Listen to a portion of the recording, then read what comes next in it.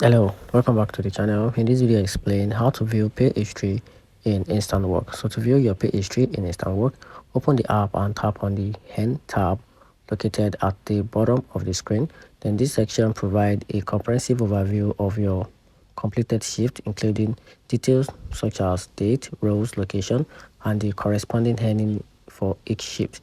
You can also access information about any bonus, tips, or deduction associated with your work. So these features allow you to monitor your income and ensure all payments are accurately recorded. So for shift classified as W2 employment details, pay stub and tax documents are accessible through the ADP portal. So to register, locate the welcome ADP email sent to from the nowplayadp.com, which contains your personal registration code.